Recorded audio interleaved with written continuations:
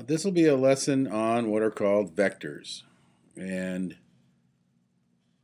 what we're going to learn in this lesson is to recognize and use properties of vectors to describe forces.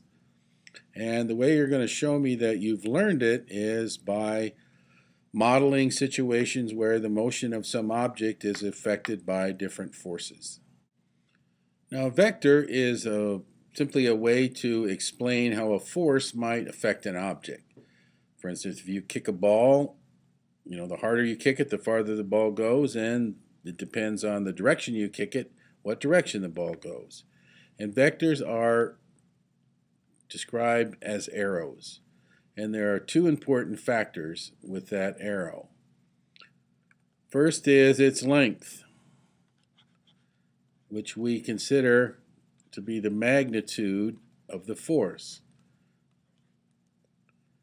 In other words, the longer the arrow, the greater the force.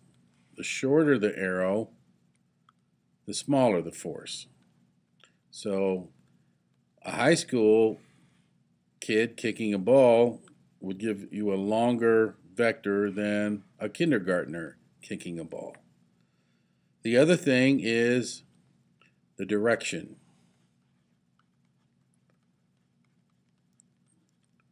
Depending on which direction you kick a ball depends then on how far the ball or where the ball goes and what direction the ball actually travels. All right, for example, I have a ball here and two vectors representing different forces. Let's say this one is a high school kid who could kick the ball. This little vector over here is a grade school kid. So put my vector here, and if the high school kid kicks it from this direction, the ball is going to go in that direction, and it's going to go a long way because it's a big vector. They would kick it pretty hard. If the grade school kid kicks it, say from this direction, it's going to go in that direction, but not nearly as far because the little kid can't kick it quite as hard as the big kid. Now, the real trick with vectors comes when we combine them. For example, if a high school kid kicks the ball in this direction and our grade school kid kicks it at the same time in this direction, then these two forces are going to be applied together, and the ball is going to go in this direction for the way that the high school kid kicked it, but it's also going to go in this direction for the way the grade school kid kicked it. So it's going to end up going something like this. It's going to go forward but down at the same time. Now, the way we use vectors to describe that motion of the ball when both kids kick it at the same time is to take the vectors and put them end to end, like this. Then we can form what's called a resulting vector, which starts where the first vector starts and ends where that second vector ends. Now this new vector, the blue one, is what's called the resulting vector, and it describes the force by placing both of these vectors together. So if the high school kid kicks the ball and the elementary kid kicks the ball at the same time, the ball ends up going in this direction and the length of the two vectors combined, the two forces combined. All right, let's look at how we might actually calculate something with vectors here.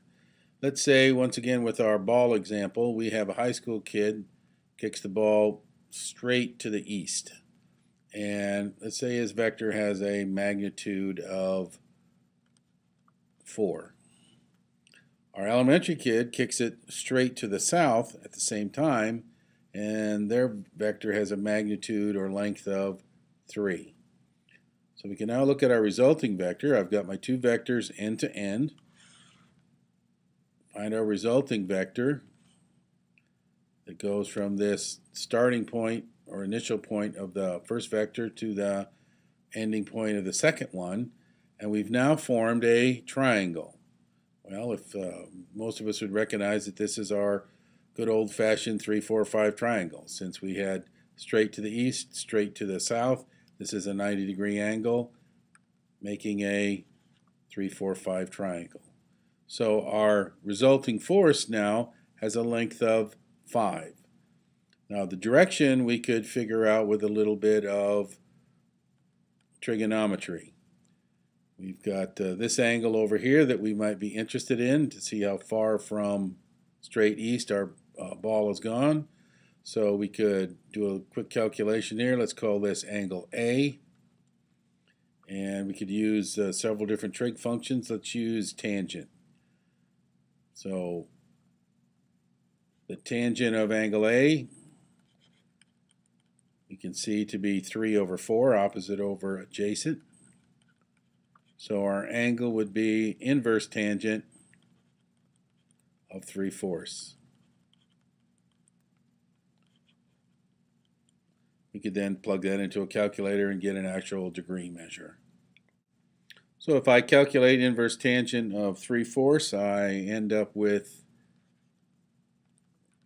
36.87 degrees. So we can see that our ball would end up going off of straight east another 36.87 degrees, and the distance it would go would be relative to this length of the resulting vector of 5.